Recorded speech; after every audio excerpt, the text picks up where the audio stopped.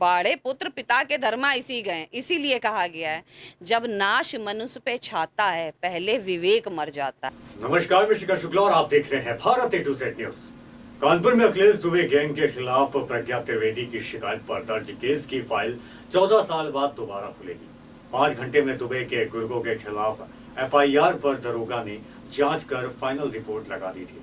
Court ने 5 घंटे में की गई जांच पर आश्चर्य जताते हुए विवेचक दरोगा के खिलाफ सख्त एक्शन का आदेश दिया है।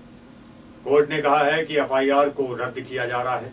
अब एडिशनल SP या उससे ऊपर के रैंक के अधिकारी इस केस की जांच करेंगे। ACJ कोर्ट की न्यायाधीश ने पुलिस कमिश्नर से 1 सप्ताह में रिपोर्ट भी तलब की है। दरअसल होटल मालिक प्रज्ञा त्रिवेदी ने दुबे गैंग पर रंगदारी और होटल कब्जाने के लिए साजिश रचने का आरोप लगाते हुए FIR दर्ज कराया था। देखिए मेरे साथ ये पूरी रिपोर्ट। कानपुर के साकेत नगर की रहने वाली प्रज्ञा त्रिवेदी क्लासिक कॉन्टिनेंटल होटल की संचालिका हैं। उन्होंने अखिलेश दुबे गैंग के खिलाफ 31 जनवरी 2011 को कोर्ट के आदेश पर 156(3) के तहत जूही थाने में एक FIR दर्ज कराई थी। FIR में अखिलेश दुबे गैंग के अजय निगम के अलावा 4 अज्ञात लोगों को आरोपी बनाया गया था। प्रज्ञा ने बताया है कि अखिलेश दुबे गैंग होटल चलाने के नाम पर हर महीने 2 से 3 लाख रुपए की रंगदारी मांग रहा था। इनकार करने पर दुबे ने उन्हें प्रताड़ित करना शुरू कर दिया।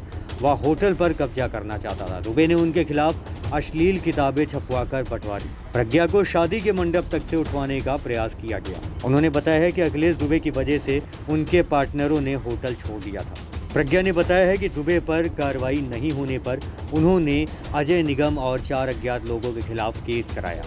उस समय दुबे का रसूख इतना था कि विवेचक जूही थाने में तैनात रहा दरोगा राजेश कुमार तिवारी ने FIR दर्ज होने के बाद महज 5 घंटे से कम समय में मामले में क्लीन चिट देते हुए केस में फाइनल रिपोर्ट लगा दी थी। शाम को 5:45 पर FIR दर्ज हुई और 5 घंटे के भीतर रात 10:30 बजे विवेचक राजेश कुमार तिवारी ने केस में FIR लगा दी थी। प्रज्ञा त्रिवेदी के केस की ACJ 1 कोर्ट में सुनवाई हुई।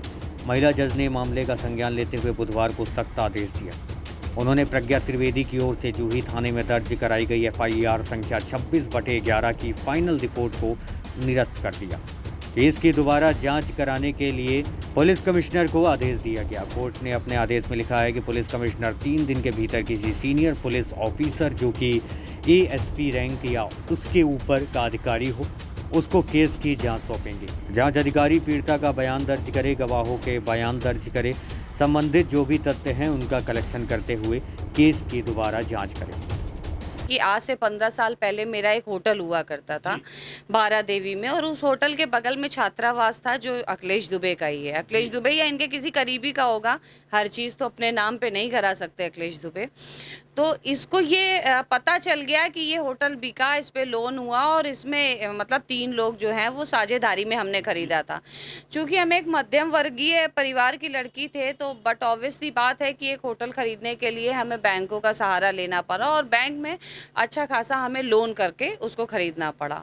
और इसके जो गुर्गे थे अजय निगम, अनुज निगम, ये दोनों सगे भाई थे। अजय निगम इसके यहाँ कंप्यूटर में टाइपराइटिंग का काम करता था, पेशे से एडवोकेट भी था, लेकिन वो एडवोकेट इसी के अंडर में था, इसी के ही ऑफिस में लाल कॉलोनी में रहता है। और उसका भाई जो है अनुज निगम, वो इसके यहाँ कंप्यूटर्स के काम करता था, सॉफ्टवेयर और हार्डवेयर के।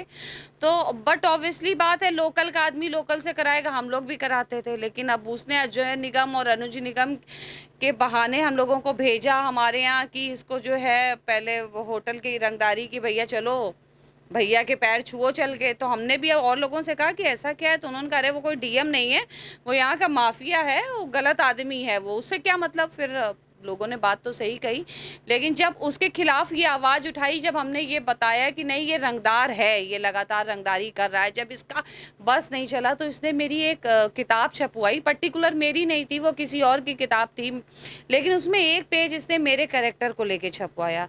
मेरे खिलाफ कोई हमने कोई ऐसा काम नहीं किया था तो इसको कुछ मिला नहीं, तो इसने किसी दूसरे व्यक्ति के मुकदमे में सिर्फ एक जगह मेरा नाम लिख दिया, गिरोह के सदस्य।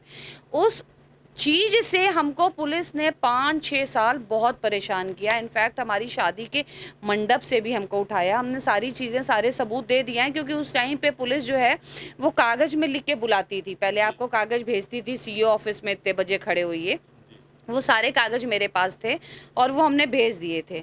तो इसने हमको शाम दाम दंड भेज, जितना ये परेशान कर सकता था उतना परेशान किया। इसने होटल में मारा पीटी, सब हरकतें, लूट पाट, हर व्यक्ति, मतलब अखिलेश दुबे के गुर्गे। देखिए, अखिलेश दुबे के अंडर में जो अजय निगम है, हम उसे नहीं जानते। हम उसे जाने किसे? अखिलेश दुबे के अंडर। हमारा अजय निगम से क्या मतलब है?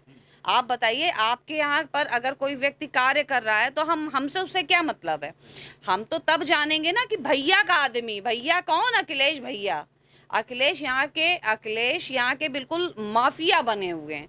आज से 2011 में हमने सुप्रीम कोर्ट, हाई कोर्ट, मुख्यमंत्री, प्रधानमंत्री, डीजीपी, डीएम सभी को ये लेटर भेजा था कि हमको अखिलेश दुबे से और एक दो लोगों के और भी नाम लिए थे हमने, जिन जिन लोगों से हमें इनके गिरोह के जो सदस्य थे, कि जान का भी खतरा है, ये इतना बड़ा भू माफिया है। वो सारे paper with receipt, original receipt हमने पूरी की पूरी पुलिस को अवेल कराई।